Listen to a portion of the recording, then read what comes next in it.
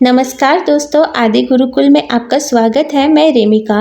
दोस्तों, आज हम पढ़ने जा रहे हैं यूजीसी नेट इकाई 7 हिंदी कहानी और हमारी आज की कहानी है ईदगाह। लेखक हैं प्रेमचंद्र। हम इसके मुख्य पात्र देख लेते हैं।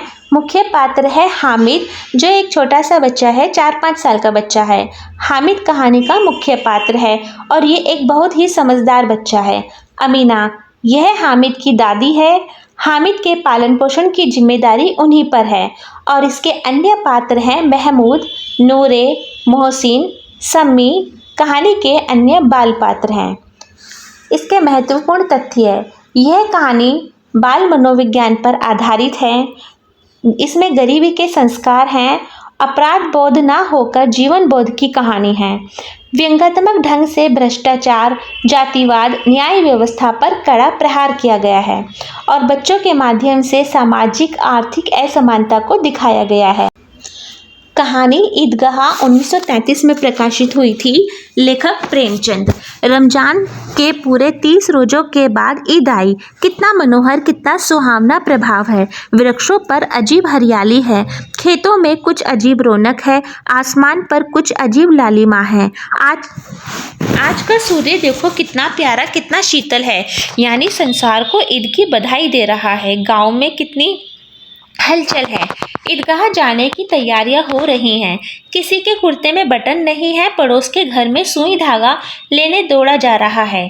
किसी के जूते कड़े हो गए हैं, उनमें तेल डालने के लिए तेली के घर पर भागा जाता है। जल्दी जल्दी बैलों को सानी पानी दे दो। ईदगाह से लौटते लौटते दोपहर हो जाएगी। 3 कोस का पैदल रास्ता, फिर सैकड़ों आदमियों से मिलना भेंटना। दोपहर के पहले लौटना असंभव है। लड़के सबसे ज़्यादा प्रसन्न हैं। किसी ने 1 रोज़ा रखा है, वह भी दोपहर तक। किसी ने वह भी नहीं। लेकिन ईदगाह जाने की खुशी उनके हिस्से की चीज़ है। रोजे बड़े बूढ़ों के लिए होंगे, इनके लिए तो ईद है। रोज ईद का नाम रटते थे, आज वह आ गई। अब जल्दी पड़ी है कि लोग ईदगाह क्यों नहीं चलते। इन्हें गृहस्थी चिंताओं से क्या प्रयोजन। सवैयों के लिए दूध और शक्कर घर में है या नहीं, इनकी बला से ये तो सवैयाँ खाएंगे। वह क्या जाने कि अब्बाजान क्यों बदहवास चौधरी कायम अली के घर दौड़े जा रहे हैं। उन्हें क्या खबर कि चौधरी आंखें बदल ले तो ये सारी ईद मुहर्रम हो जाए। उनकी अपनी जेबों में तो कुबेर का धन भरा हुआ है। बार बार जेब से अपना खजाना निकाल कर गिनते हैं और खुश होकर फिर रख लेते हैं। महमूद गिनता है, 1, 2, 10, 12। उसके पास 12 पैसे हैं। मोहन सिंह के पास 1, 2, 3, 8, 9, 15 पैसे हैं। इन्हीं अनगिनती पैसों में अनगिनती चीज़ें लाएंगे। खिलौने, मिठाइयाँ, बिगुल, गेंद और जाने क्या क्या। और सबसे ज़्यादा प्रसन्न है हामिद।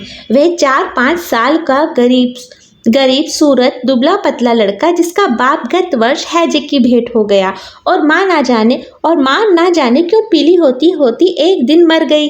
किसी को क्या पता क्या बीमारी है, कहती तो कौन सुनने वाला था। दिल पर जो कुछ बीतती थी वह दिल में ही सहती थी और जब ना सहा गया तो संसार से विदा हो गई।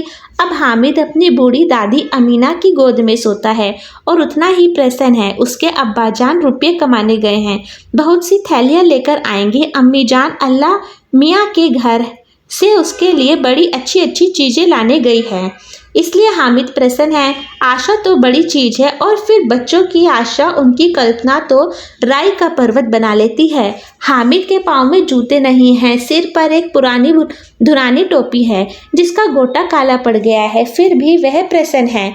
जब उसके अब्बाजान थैलियाँ और अम्मीजान नियमतें लेकर आएंगी तो वह दिल से अरमान निकाल लेगा। तब देखेगा मोहसिन, नूरे और सम्मी कहाँ से उतने पैसे निकालेंगे। अभागिन अमीना अपनी कोठरी में बैठी रो रही है। आज ईद का दिन, उसके घर में दाना नहीं। आज आबिद होता तो क्या इसी तरह ईद आती और चली जाती। इस अंधकार और निराशा में वह डूबी जा रही है। किसने बुलाया था इस निगोड़ी ईद को। इस घर में उसका काम नहीं, लेकिन हामिद, उसे किसी के मरने जीने के क्या मतलब। उसके अंदर प्रकाश है, बाहर आशा। विपत्ति अपना सारा बल लेकर आए, हामिद की आनंद भरी चितवन उसका विध्वंस कर देगी। हामिद भीतर जाकर दादी से कहता है, तुम डरना नहीं अम्मा, मैं सबसे पहले आऊँगा, बिल्कुल ना डरना। अमीना का दिल कचोट रहा है। गांव के बच्चे अपने अपने बाप के साथ जा रहे हैं। हामिद का बाप अमीना के सिवा और कौन है? उसे कैसे अकेले मेले जाने दे? उस भीड़ भाड़ से बच्चा कहीं खो जाए तो क्या हो?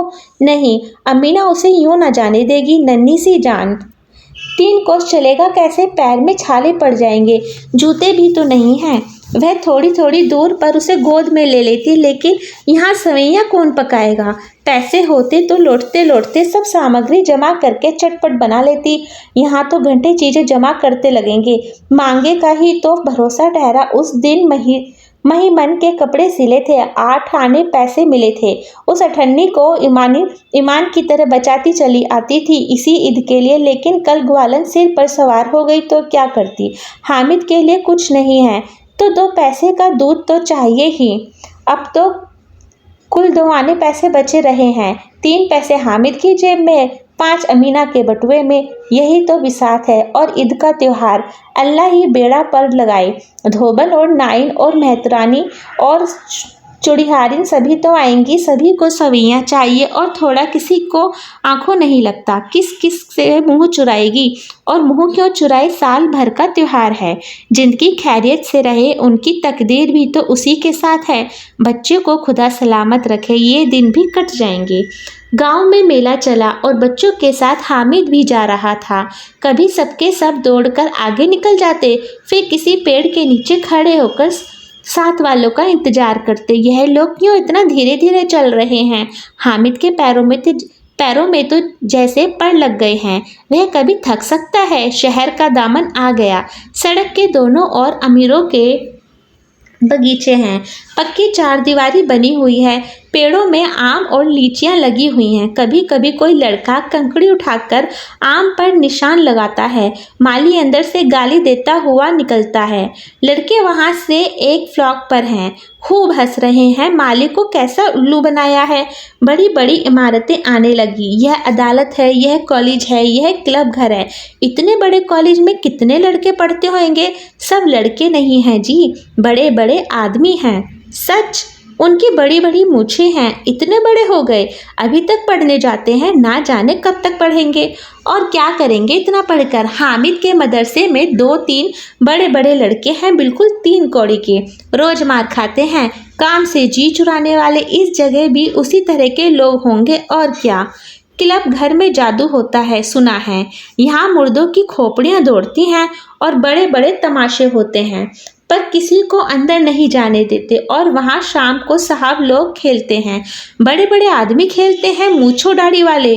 और मैमें भी खेलती हैं। सच, हमारी अम्मा को यह दे दो, क्या नाम है, बैट, तो उसे पकड़ ही ना सके, घुमाते ही लुढ़क जाएं।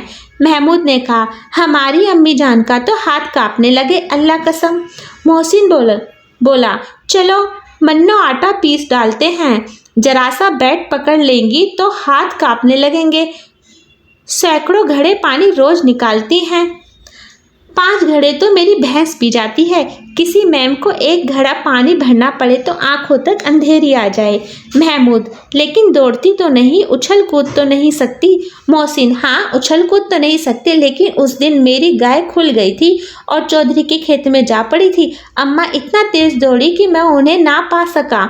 सच। आगे चले, हलवाइयों की दुकान शुरू हुई। आज खूब सजी हुई थी। इतनी मिठाइयाँ कौन खाता? देखो ना, एक एक दुकान पर मनो होगी। सुना है रात को जिन्नात आकर खरीद ले जाते हैं। अब्बा कहते थे कि आधी रात को एक आदमी हर दुकान पर जाता है और जितना माल बचा होता है वह तुलवा लेता है और सचमुच के रुपये देता है। बिल्कुल ऐसे ही रुपये। हामिद को यकीन न आया। ऐसे रुपये जिन्नात को कहाँ से मिल जाएगी? मोहसिन ने कहा, जिन्नात को रुपयों की क्या कमी? जिस खजाने में चाहे चले जाए, लोहे के दरवाजे तक उन्हें नहीं रोक सकते जनाब। आप हैं किस फेर में? हीरे जवाहरात तक उनके पास रहते हैं, जिससे खुश हो गए। उसे टोकरों जवाहरात दे दिए। अभी यही बैठे हैं तो 5 मिनट में कलकत्ता पहुंच जाएं। हामिद ने फिर पूछा, जिन्नात बहुत बड़े बड़े होते हैं? मोहसिन, एक एक सिर आसमान के बराबर होता है जी। जमीन पर खड़ा हो जाए तो उसका सिर आसमान से जा लगे, मगर चाहे तो एक लोटे में घुस जाए। हामिद, लोग उन्हें कैसे खुश करते होंगे? कोई मुझे यह मंत्र बता दे, मैं तो एक जिन को खुश कर लूं। मोहसिन, अब यह तो ना जानता, लेकिन चौधरी साहब के काबू में बहुत से जिन्नात हैं। कोई चीज चोरी जाए, चौधरी साहब उसका पता लगा लेंगे और चोर का नाम बता देंगे। जुमराती का बछवा उस दिन खो गया था। 3 दिन हैरान हुए, कहीं ना मिला। तब झक मारकर चौधरी के पास गए। चौधरी ने तुरंत बता दिया, मवेशी खाने में है, और वहीं मिला। जिन्नात आकर उन्हें सारे जहान की खबर दे जाते हैं। अब उसकी समझ में आ गया कि चौधरी के पास क्यों इतना धन है और क्यों उनका इतना सम्मान है। आगे चले, वह पुलिस लाइन है, यहीं पर कांस्टेबल कवायद करते हैं। रेटन फाइट फो रात को बेचारे घूम घूम कर पहरा देते हैं, नहीं चोरियां हो जाएं। मोहसिन ने प्रतिवाद किया, यह कांस्टेबल पहरा देते हैं, तभी तुम बहुत जानते हो अजी हजरत। ये चोरी करते हैं, शहर के जितने चोर डाकू हैं सब इनसे मोहल्ले में जाकर जाते रहो पुकारते हैं, तभी इन लोगों के पास इतने रुपये आते हैं। मेरे मामू एक थाने में कांस्टेबल हैं, 12 रुपया महीना पाते हैं, लेकिन 50 रुपये घर बेचते हैं। अल्लाह कसम, मैंने एक बार पूछा कि मामू आप इतने रुपये कहाँ से पाते हैं? हंसकर कहने लगे, बेटा अल्लाह देता है।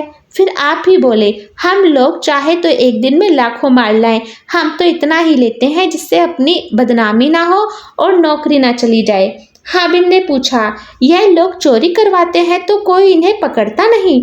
मोहसिन उसकी नादानी पर दया दिखाकर बोला, अरे पागल, इन्हें कौन पकड़ेगा?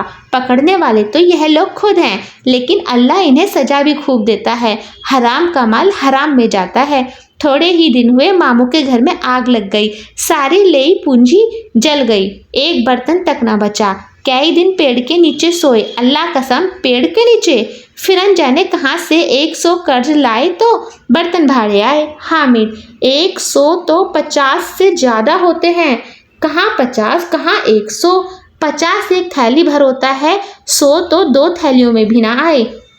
अब बस्ती घनी होने लगी, ईदगाह जाने वालों की टोलियां नजर आने लगी, एक से एक भड़कीले वस्त्र पहने हुए, कोई इक्के तांगे पर सवार, कोई मोटर पर, सभी इत्र में बसे, सभी के दिलों में उमंग। ग्रामीणों का यह छोटा सा दल अपनी विपन्नता से बेखबर, संतोष और धैर्य में मगन चला जा रहा था। बच्चों के लिए नगर की सभी चीजें अनोखी थी, जिस चीज की ओर ताकते ताकते ही रह जाते और पीछे से हॉर्न की आवाज होने पर भी ना चेतते। हामिद तो मोटर के नीचे जाते जाते बचा। सहसा ईदगाह नजर आई। ऊपर इमली के घने वृक्षों की छाया है, नीचे पक्का फर्श है जिस पर जाजम ढिंचा हुआ है, और रोजेदारों की पंक्तियां एक के पीछे एक ना जाने कहाँ वक्त चली गई है, पक्की जगत के नीचे तक, जहाँ जाजम भी नहीं है। नए आने वाले आकर पीछे की कतार में खड़े हो जाते हैं, आगे जगह नहीं है। यहाँ कोई धन और पद नहीं देखता, इस्लाम की निगाह में सब बराबर हैं। इन ग्रामीणों ने भी वजू किया है और पिछली पंक्ति में खड़े हो गए। कितना सुंदर संचालन है, कितनी सुंदर व्यवस्था। लाखों सिर एक साथ सिजदे में झुक जाते हैं, फिर सबके सब एक साथ खड़े हो जाते हैं, एक साथ झुकते हैं, एक साथ खड़े हो जाते हैं, एक साथ खड़े हो जाते हैं, एक साथ झुकते हैं और एक साथ खड़े हो जाते हैं। कई बार यही क्रिया होती है, जैसे बिजली की लाखों बत्तियां एक साथ प्रदीप्त हो और एक साथ बुझ जाएं और यही क्रम चलता रहे। कितना अपूर्व दृश्य था, जिसकी सामूहिक क्रियाएं विस्तार और अनंतता हृदय की श्रद्धा, गर्व और आत्मानंद से भर देती है। मानो मातृत्व का एक सूत्र इन समस्त आत्माओं को एक लड़ी में प्रोए हुए है। नमाज खत्म हो गई, लोग आपस में गले मिल रहे हैं, तब मिठाई और खिलौने की दुकान पर धावा होता है। ग्रामीणों का यह दल इस विषय में बालकों से कम उत्साही नहीं है। यह देखो हिंडोला है, 1 पैसा देकर चढ़ जाओ, कभी आसमान पर जाते हुए मालूम होंगे, कभी जमीन पर गिरते हुए। यह चरखी है, लकड़ी के हाथी, घोड़े, ऊंट छड़ों में लटके हुए हैं। 1 पैसा देकर बैठ जाओ और 25 चक्करों का मजा लो। चलो। महमूद और मोहसिन और नूरे और सम्मी इन घोड़ों और ऊँटों पर बैठते हैं। हामिद दूर खड़ा है। 3 ही पैसे तो हैं उसके पास, अपने कोष का 1/3 जरा सा चक्कर खाने के लिए नहीं दे सकता। सब चरखियों से उतरते हैं, अब खिलौने लेंगे। अधर दुकानों की कतार लगी हुई है, तरह तरह के खिलौने हैं। सिपाही और गुजरिया, राज और वकी, भिश्ती और धोबिन और साधु, वाह कितने सुंदर खिलौने हैं। अब बोला ही चाहते हैं। महमूद सिपाही लेता है, खाकी वर्दी और लाल पगड़ी वाला, कंधे पर बंदूक रखे हुए है। मालूम होता है अभी कवायद किए चला आ रहा है। मोहसिन को भिश्ती पसंद आया। कमर झुकी हुई है, ऊपर मशक रखे हुए है, मशक का मुंह एक हाथ से पकड़े हुए है। कितना प्रसन्न है, शायद कोई गीत गा रहा है, बस मशक से पानी अड़ेलता ही चाहता है। नूरे को वकील से प्रेम है। कैसी विद्वता है उसके मुख पर, काला चोगा, नीचे सफ़ेद अचकन, अचकन के सामने की जेब में घड़ी, सुनहरी जंजीर, एक हाथ में कानून का पोथा लिए हुए। मालूम होता है अभी किसी अदालत से जिरह या बहस किए चले आ रहे हैं। यह सब 2-2 पैसों के खिलौने हैं। हामिद के पास कुल 3 पैसे हैं। इतने महंगे खिलौने वह कैसे ले? खिलौना कहीं हाथ से छूट पड़े तो चूर चूर हो जाए, जरा पानी पड़े तो सारा रंग घुल जाए। ऐसे खिलौने लेकर वह क्या करेगा, किस काम के? मोहसिन कहता है, मेरा भिश्ती रोज पानी दे जाएगा सांझ सवेरे महमूद, और मेरा सिपाही घर का पहरा देगा। कोई चोर आएगा तो फौरन बंदूक से फेर कर देगा नूरे, और मेरा वकील खूब मुकदमा लड़ेगा सम्मी, और मेरी धोबिन रोज कपड़े धोएगी। हामिद खिलौनों की निंदा करता है। मिट्टी ही के तो हैं, गिरे तो चकनाचूर हो जाए, लेकिन ललचाई हुई आंखों से खिलौनों को देख रहा है और चाहता है कि जरा देर के लिए उन्हें हाथ में ले सकता। उसके हाथ अनायास ही लपकते हैं, लेकिन लड़के इतने त्यागी नहीं होते, विशेषकर जब अभी नया शौक है। हामिद ललचता रह जाता है। खिलौनों के बाद मिठाइयाँ आती हैं। किसी ने रेवड़ियाँ ली हैं, किसी ने गुलाब जामुन, किसी ने सोहन हलवा, मज़े से खा रहे हैं। हामिद बिरादरी से पृथक है। अभागे के पास 3 पैसे हैं, क्यों नहीं कुछ लेकर खाता? ललचाई आंखों से सबक और देखता है। मोहसिन कहता है, हामिद रेवड़ी ले जा, कितनी खुशबूदार है। हामिद को संदेह हुआ ये केवल क्रूर विनोद है। मोहसिन इतना उदार नहीं, लेकिन यह जानकर भी वह उसके पास जाता है। मोहसिन दोनों से एक रेवड़ी निकालकर हामिद की ओर बढ़ाता है। हामिद हाथ फैलाता है। मोहसिन रेवड़ी अपने मुंह में रख लेता है। महमूद, नूरे और सम्मी खूब तालियां बजा बजाकर हंसते हैं। हामिद खिसिया जाता है। मोहसिन, अच्छा अब की जरूर देंगे हामिद, अल्लाह कसम ले जा। हामिद, रखे रहो, क्या मेरे पास पैसे नहीं हैं? सम्मी, 3 ही तो पैसे हैं, 3 पैसे में क्या क्या लोगे? महमूद, हमसे गुलाब जामुन ले जाओ। हामिद, मोहसिन बदमाश है। हामिद, मिठाई कौन बड़ी नेमत है, किताब में इसकी कितनी बुराइयां लिखी हैं। मोहसिन, लेकिन दिन में कह रहे होंगे कि मिले तो खा ले, अपने पैसे क्यों नहीं निकालते? महमूद, इस समझते हैं इसकी चालाकी, जब हमारे सारे पैसे खर्च हो जाएंगे तो हमें ललचा ललचा कर खाएगा। मिठाइयों के बाद कुछ दुकानें लोहे की चीज़ों की, कुछ गिलट और कुछ नकली गहनों की। लड़कों के लिए यहाँ कोई आकर्षण ना था, वे सब आगे बढ़ जाते। हामिद लोहे की दुकान पर रुक जाता है।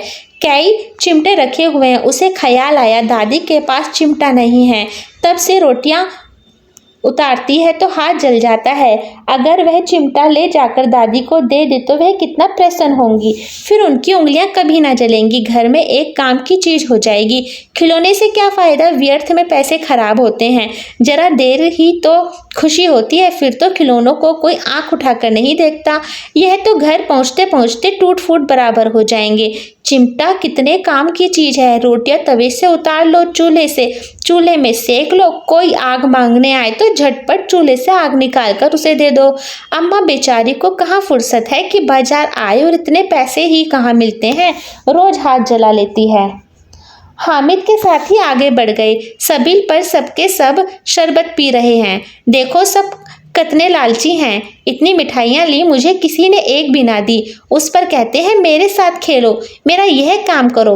अब अगर किसी ने कोई काम करने को कहा तो पूछूंगा, खाई मिठाइयाँ आप मुंह सड़ेगा, फोड़े फुंसियाँ निकलेगी, आप ही जबान चटोरी हो जाएगी, तब घर से पैसे चुराएंगे और मार खाएंगे। किताब में झूठी बातें थोड़े ही लिखी हैं, मेरी जबान क्यों खराब होगी। अम्मा चिमटा देखते ही दौड़कर मेरे हाथ से ले लेगी और कहेगी, मेरा बच्चा अम्मा के लिए चिमटा लाया है, कितना अच्छा लड़का है। इन लोगों के खिलौने पर कौन इन्हें दुआएं देगा। बड़ों का दुआएं सीधे अल्लाह के दरबार में पहुंचती हैं और तुरंत सुनी जाती हैं। मैं भी इनसे मिजाज क्यों सहूं। मैं गरीब सही किसी से कुछ मांगने तो नहीं जाते, आखिर अब्बाजान कभी ना कभी आएंगे, अम्मा भी आएगी ही, फिर इन लोगों से पूछूंगा कितने खिलौने लोगे। एक एक को टोकरियों खिलौने दूं और दिखा दूं कि दोस्तों के साथ इस तरह का सलूक किया जाता है। यह नहीं कि एक पैसे की रेवड़ियां लो तो चिड़ा चिड़ा कर खाने लगे। सबके सब हंसेंगे कि हामिद ने चिमटा लिया है। हंसे मेरी बला से। उसने दुकानदार से पूछा, यह चिमटा कितने का है। दुकानदार ने उसकी ओर देखा और कोई आदमी साथ न देखकर कहा, तुम्हारे काम का नहीं है जी। बिकाऊ है कि नहीं। बिकाऊ क्यों नहीं है और क्या, और यहाँ क्यों लाद लाए हैं, तो बताते क्यों नहीं कि पैसे का है। 6 पैसे लगेंगे। हामिद का दिल बैठ गया। ठीक ठीक 5 पैसे लगेंगे, लेना हो लो, नहीं चलते बनो। हामिद ने कलेजा मजबूत करके कहा, 3 पैसे लोगे। यह कहता हुआ वह आगे बढ़ गया कि दुकानदार की घुड़कियां ना सुने, लेकिन दुकानदार ने घुड़कियां नहीं दी, बुलाकर चिमटा दे दिया। हामिद ने उसे इस तरह कंधे पर रखा मानो बंदूक है और शान से अकड़ता हुआ संगियों के साथ पास आया। जरा सुने सबके सब क्या क्या आलोचनाएं करते हैं। मोहसिन ने हंसकर कहा, यह चिमटा क्यों लाया पगले, इसे क्या करेगा। हामिद ने चिमटे को जमीन पर पटक कर कहा, जरा अपना बिस्ती जमीन पर गिरा दो, सारी पसलियां चूर चूर हो जाएं, बचा की। महमूद बोला, तो ये चिमटा कोई खिलौना है। हामिद, खिलौना क्यों नहीं है, अभी कंधे पर रखा बंदूक हो गई, हाथ में ले लिया फकीरों का चिमटा हो गया। चाहूँ तो इससे मजीरे का काम ले सकता हूँ। एक चिमटा जमा दूँ तो तुम लोगों के सारे खिलौनों की जान निकल जाए। तुम्हारे खिलौने कितना ही जोर लगाएं, मेरे चिमटे का बाल भी बांका नहीं कर सकते। मेरा बहादुर शेर है चिमटा। सम्मी ने खंजरी ली थी, प्रभावित होकर बोला, मेरी खंजरी से बदलोगे तो 2 आने की है। हामिद ने खंजरी की ओर उपेक्षा से देखा, मेरा चिमटा चाहे तो तुम्हारी खंजरी का पेट फाड़ डाले। बस एक चमड़े की झिल्ली लगा दी, ढप ढप बोलने लगी, जरा सा पानी लग जाए तो खत्म हो जाए। मेरा बहादुर चिमटा आग में, पानी में, आंधी में, तूफान में बराबर डटा खड़ा रहेगा। चिमटे ने सभी को मोहित कर लिया। अब पैसे किसके पास धरे हैं। फिर मेले से दूर निकल आए हैं। 9 कब के बज गए, धूप तेज हो रही है, घर पहुंचने की जल्दी हो रही है। बाप से जिद भी करे तो चिमटा नहीं मिल सकता। हामिद है बड़ा चालाक, इसलिए बदमाश ने अपने पैसे बचा रखे थे। अब बालकों के 2 दल हो गए, मोहसिन, महमद, सम्मी और नूरे एक तरफ, हामिद अकेला दूसरी तरफ। शास्त्रत हो रहा है। सम्मी तो विधर्मी हो गया, दूसरे पक्ष में जा मिला। लेकिन मोहनी, महमूद और नूरे भी हामिद से 1-1, 2-2 साल बड़े होने पर भी हामिद के आघातों से आतंकित हो उठे हैं। उसके पास न्याय का बल है और नीति की शक्ति। एक और मिट्टी है, दूसरी ओर लोहा, जो इस वक्त अपने को फौलाद कह रहा है। वह अज्ञेय है, घातक है। अगर कोई शेर आ जाए, मियाँ बिश्ती के छक्के छूट जाएं तो मियाँ सिपाही मिट्टी की बंदूक छोड़कर भागे। वकील साहब की नानी मर जाए, चोगे में मुंह छिपाकर जमीन पर लेट जाए, मगर यह चिमटा, यह बहादुर, यह रुस्तमे हिंद लपक कर शेर की गर्दन पर सवार हो जाएगा और उसकी आंखें निकाल लेगा। मोहसिन ने एड़ी चोटी का जो जाले लगाकर कहा, अच्छा पानी तो नहीं भर सकता। हामिद ने चिमटे को सीधा खड़ा करके कहा, बिश्ती को एक डांट बताएगा तो दौड़ा हुआ पानी लाकर उसके द्वार पर छिड़कने लगेगा। मोहसिन परास्त हो गया, पर महमूद ने कुमुक पहुंचाई, अगर बचा अगर बचा पकड़ जाए तो अदालत में बंधे बंधे फिरेंगे, तब तो वकील साहब के पैरों पड़ेंगे। हामिद इस प्रबल तर्क का जवाब ना दे सका। उसने पूछा, हमें पकड़ने कौन आएगा? नूरे ने अकड़कर कहा, यह सिपाही बंदूक वाला। हामिद ने मुंह चिढ़ाकर कहा, यह बेचारे हम बहादुर रुस्तमे हिंद को पकड़ेंगे। अच्छा लाओ, अभी जरा कुश्ती हो जाए, इसकी सूरत देखकर दूर से भागेंगे। पकड़ेंगे क्या बेचारे? मोहसिन को एक नई चोट सूझ गई। तुम्हारे चिमटे का मुंह रोज आग में जलेगा। उसने समझा था कि हामिद लाजवाब हो जाएगा, लेकिन यह बात ना हुई। हामिद ने तुरंत जवाब दिया, आग में बहादुर ही कूदते हैं जनाब। तुम्हारे यह वकील सिपाही भिश्ती लेड़ियों की तरह घर में घुस जाएंगे। आग में वह काम है जो यह रुस्तमे हिंद ही कर सकता है। महमूद ने एक जोड़ लगाया, वकील साहब कुर्सी मेज पर बैठेंगे। तुम्हारा चिमटा तो बावर्ची खाने में जमीन पर पड़ा रहने के सिवा और क्या कर सकता है? इस तर्क में ने सम्मी और नूरे को भी सजी कर दिया। कितने ठिकाने की बात कही है पट्टे ने।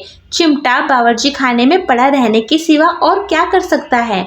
हामिद को कोई फड़कता हुआ जवाब ना सूझा तो उसने धांधली शुरू की, मेरा चिमटा बावर्ची खाने में नहीं रहेगा। वकील साहब कुर्सी पर बैठेंगे तो जाकर उन्हें जमीन पर पटक देगा और उनका कानून उनके पेट में डाल देगा। बात कुछ बनी नहीं, खाल गाली गलोच थी, लेकिन कानून को पेट में डालने वाली बात छा गई। ऐसी छा गई कि तीनों सुरमा मुंह ताकते रह गए, मानो कोई धलेचा को कान कोआ किसी गंडे वाले कनकोए को काट गया हो। कानून मुंह से बाहर निकलने वाली चीज है, उसको पेट के अंदर डाल दिया जाना बेतुकी सी बात होने पर भी कुछ न्यायपन रखती है। हामिद ने मैदान मार लिया, उसका चिमटा रुस्तमे हिंद है। अब इसमें मोहसिन, महमूद, नूरे, सम्मी किसी को भी आपत्ति नहीं हो सकती। विजेता को हारने वालों से जो सत्कार मिलना स्वाभाविक है, वह हामिद को भी मिला। औरों ने 3-3, 4-4 आने पैसे खर्च किए पर कोई काम की चीज ना ले सके। हामिद ने 3 पैसे में रंग जमा लिया। सच ही तो है, खिलौनों का क्या भरोसा, टूट फूट जाएगी। हामिद का चिमटा तो बना रहेगा बरसों। संधि की शर्त तय होने लगी। मोहसिन ने कहा, जरा अपना चिमटा दो, हम भी देखें। तुम हमारी भिश्ती लेकर देखो। महमूद और नूरे ने भी अपने अपने खिलौने पेश किए। हामिद को इन शर्तों को मानने में कोई आपत्ति ना थी। चिमटा बारी बारी से सबके हाथ में गया और उनके खिलौने बारी बारी से हामिद के हाथ में आए। कितने खूबसूरत खिलौने हैं। हामिद ने हारने वालों के आंसू पोंछे। मैं तुम्हें चिढ़ा रहा था, सच। यह चिमटा भला इन खिलौनों की क्या बराबरी करेगा, मालूम होता है। अब बोले। लेकिन मोहसिन की पार्टी को इस दिलासे से संतोष नहीं होता। चिमटे का सिलका खूब बैठ गया है, चिपका हुआ टिकट अब पानी से नहीं छूट रहा है। मोहसिन, लेकिन इन खिलौनों के लिए कोई हमें दुआ तो ना देगा? महमूद, दुआ को लिए फिरते हो, उल्टे मारना पड़े, अम्मा जरूर कहेगी कि मेले में यही मिट्टी के खिलौने मिले। हामिद को स्वीकार करना पड़ा कि खिलौनों को देखकर किसी की माँ इतनी खुश ना होगी जितनी दादी चिमटे को देखकर होगी। 3 पैसों ही में तो उसे सब कुछ करना था और उन पैसों के इस उपायों पर पछतावे की बिल्कुल जरूरत ना थी। फिर अब तो चिमटा रुस्तम में हिंद है और सभी खिलौनों का बादशाह। रास्ते में महमूद को भूख लगी। उसके बाप ने केले खाने को दिए। महमूद ने केवल हामिद को सांझी बनाया। उसके अन्य मित्र मुंह ताकते रह गए। यह उस चिमटे का प्रसाद था। 11 बजे गांव में हलचल मच गई। मेले वाले आ गए। मोहसिन की छोटी बहन दौड़कर भिश्ती उसके हाथ से छीन लिया और मारे खुशी के जा उछली तो मियाँ भिश्ती नीचे आ रहे और सुरलोक सिधारे। इस पर भाई बहन में मारपीट हुई। दोनों खूब रोई। उसकी अम्मा ये शोर सुनकर बिगड़ी और दोनों को ऊपर से 2-2 चाटे और लगाए। मियाँ नूरे के वकील का अंत उनके प्रतिष्ठा अनुकूल इससे ज्यादा गौरवमय हुआ। वकील जमीन पर जा ताक पर हो नहीं बैठ सकता, उसकी मर्यादा का विचार तो करना ही होगा। दीवार में खुंटियां गाड़ी गई, उन पर लकड़ी का एक पटरा रखा गया। पटरे पर कागज का कालीन बिदाया गया। वकील साहब राजा भोज की भांति सिंहासन पर विराजे। नूरे ने उन्हें पंखा झलना शुरू किया। अदालतों में खर की टट्टियां और बिजलियों के पंखे रहते हैं, क्या यहाँ मामूली पंखा भी ना हो? कानून की गर्मी दिमाग पर चढ़ जाएगी कि नहीं। बॉस का पंखा आया और नूरे हवा करने लगे मालूम नहीं। पंखे की हवा से यहाँ पंखे की चोट से वकील साहब स्वर्गलोक से मृत्युलोक में आ रहे हैं और उनका माटी का चोला माटी में मिल गया। फिर बड़े जोर शोर से मातम हुआ और वकील साहब की अस्थि घुरे पर डाल दी गई। अब रहा महमूद का सिपाही। उसे चटपट गांव का पहरा देने का चार्ज मिल गया, लेकिन पुलिस का सिपाही कोई साधारण व्यक्ति तो नहीं जो अपने पैरों चले वह पालकी पर चलेगा। एक टोकरी आई, उसमें कुछ लाल रंग के फटे पुराने छीतरे बिछाए गए जिसमें सिपाही साहब आराम से लेटे। नूरे ने यह टोकरी उठाई और अपने द्वार का चक्कर लगाने लगे। उनके दोनों छोटे भाई सिपाही की तरह छोने वाले जागते लो पुकारते चलते हैं, मगर रात तो अंधेरी होनी चाहिए। नूरे को ठोकर लग जाती है, टोकरी उसके हाथ से छुटकर गिर पड़ती है और मियाँ सिपाही अपनी बंदूक लिए जमीन पर आ जाते हैं। उनकी एक टांग में विकार हो जाता है। महमूद को आज ज्ञात हुआ कि वह अच्छा डॉक्टर है। उसको ऐसा मरहम मिला गया है जिससे वह टूटी टांग को आनन फानन जोड़ सकता है। केवल गुल्लर का दूध चाहिए। गुल्लर का दूध आता है। टांग जवाब दे देती है। शल्य क्रिया असफल हुई तब उसकी दूसरी टांग भी तोड़ दी जाती है। अब कम से कम एक जगह आराम से बैठ तो सकता है। एक टांग से तो न चल सकता था न बैठ सकता था। अब वह सिपाही सन्यासी हो गया है। अपनी जगह पर बैठा बैठा पहरा देता है। कभी कभी देवता भी बन जाता है। उसके सिर का झालरदार साफा खुरच दिया गया है। अब उसका जितना रूपांतरण चाहो कर सकते हो। कभी कभी तो उसके बाट का काम भी लिया जाता है। अब मियाँ हामिद का हाल सुनिए। अमीना उसकी आवाज़ सुनते ही दौड़ी, उसे गोद में उठाकर प्यार करने लगी। सहसा उसके हाथ में चिमटा देखकर वह चौंकी। यह चिमटा कहाँ था? मैंने मोल लिया है। क्या पैसे में? 3 पैसे में। अमीना ने छाती पीट ली। यह कैसा बेसमझ लड़का है कि दोपहर हुआ कुछ खाया ना पिया, लाया क्या चिमटा? सारे मेले में तुझे और कोई चीज ना मिली जो यह लोहे का चिमटा उठा लाया? हामिद ने अपराधी भाव से कहा। तुम्हारी उंगलियां तवे से जल जाती थी इसलिए मैंने इसे लिया। बुढ़िया का क्रोध तुरंत स्नेह में बदल गया, और स्नेह भी वह नहीं जो प्रगल्भ होता है और अपनी सारी कसक शब्दों में बिखेर देता है। यह मूक स्नेह था, खूब ठोस रस और स्वाद से भरा हुआ। बच्चे में कितना व्याप, कितना सद्भाव और कितना विवेक है। दूसरों को खिलौने लेते और मिठाई खाते देखकर इसका मन कितना ललचाया होगा। इतना जब्त इससे हुआ कैसे? वहाँ भी इसे अपनी बुढ़िया दादी की याद बनी रही। अमीना का मन गदगद हो गया। और अब एक बड़ी विचित्र बात हुई, हामिद के इस चिमटे से भी विचित्र। बच्चे हामिद ने बूढ़े हामिद का पार्ट खेला था। बुढ़िया अमीना बालिका अमीना बन गई। वह रोने लगी, दामन फैलाकर हामिद को दुआएं देती जाती और आंसू की बड़ी बड़ी बूंदें गिराती जाती थी। हामिद इसका रहस्य क्या समझता? दोस्तों, हमारी यह कहानी आज यहीं समाप्त होती है। हमने इस कहानी में देखा कि कैसे एक छोटा सा जो बच्चा होता है हामिद, जो बस 4-5 साल का बच्चा है, वो किस तरह से गरीबी में जीता है, और जब वो ईद आती है तो वो किस तरह से अपनी दादी के लिए एक चिमटा लेके आता है। हमें उसका बाल मनोविज्ञान दिखाया गया है। हमें पता चलता है किस तरह से उसका मन है, किस तरह से वो छोटा सा बच्चा है लेकिन अपनी दादी के बारे में सोचता है। तो आज की हमारी ये कहानी यहीं समाप्त होती है। अगर आपको हमारी कहानी अच्छी लगी तो हमारे वीडियो को लाइक करें, शेयर करें और हमारे चैनल को सब्सक्राइब करना ना भूलें। Thank you.